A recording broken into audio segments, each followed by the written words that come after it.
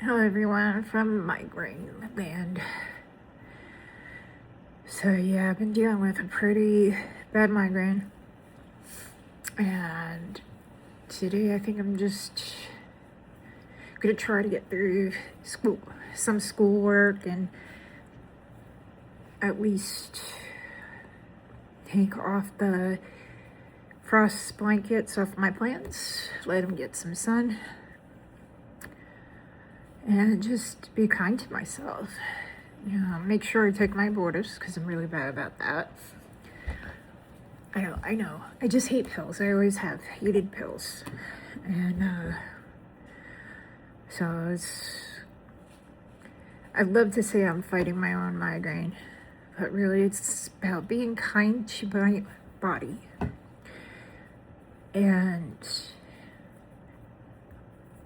learning how to care for my body when it doesn't do what I want it to do.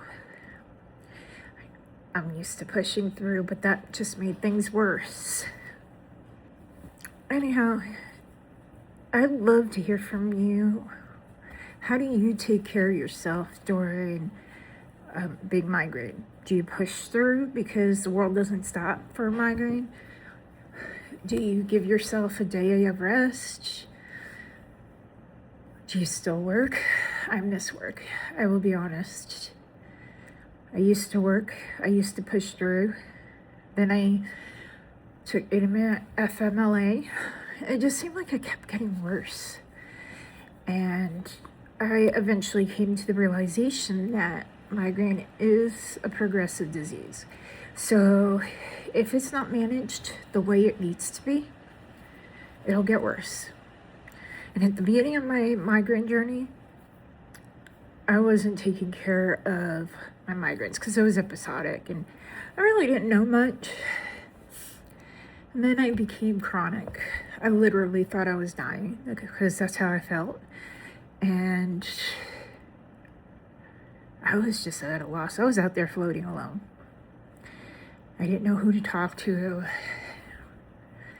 My neurologist at the time was really nice, but he made it hard for me to advocate for myself because he wanted to keep the course. So over time, different neurologists, all that, I'm going to speed this up. I'm with a really good neurologist, and I went to talk to him after the in-person headache on the hill, and I said, I was with other chronic people, but I seem to be worse.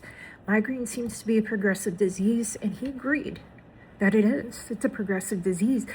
So now I'm on Vyepti. I've had 2 doses. I want a higher dose because I think that it could really make a difference. And hopefully it'll get approved because it was already denied for step therapy. I've already had 2 out of the 3 medicines that they recommended, and I'm just waiting to see